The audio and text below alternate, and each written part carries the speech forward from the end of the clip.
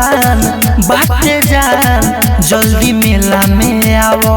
अरे आओ ना मिले के पालन बाटे जान जल्दी मेला में आओ। घोर सोन ढाका चिड़ैया तू अकेला में आओ। मिले के पालन बाटे जान जल्दी मेला में आओ। मिले के पालन बाटे जान जल्दी मेला में आओ।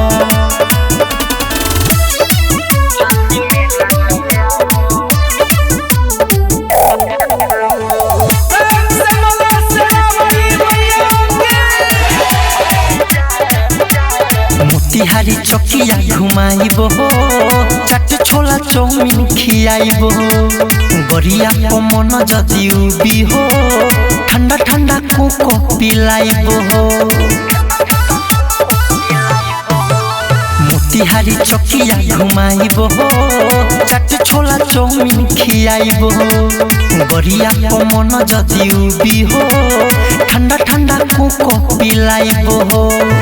मैया के दर्शन होई नौमी के रेला में आओ।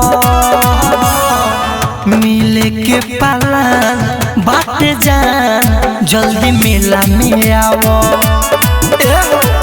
मिले के पालन बाटे जान जल्दी मेला में आओ।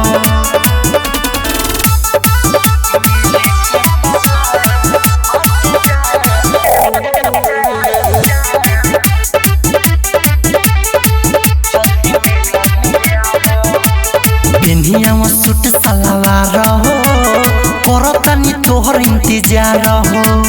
राइटर मिथलेश संगी में बात खियाइब जलेबी रसदार हो। पेनिया में सूट सलवार हो करतनी तोहर इंतजार हो। राइटर मिथलेश संगी में बात खियाइब जलेबी रसदार हो। अंकित के न जानी छोरी सब झमेला में आओ। मिले के पालन बाटे जान जल्दी मेला में आओ। मिले के पालन बाटे जान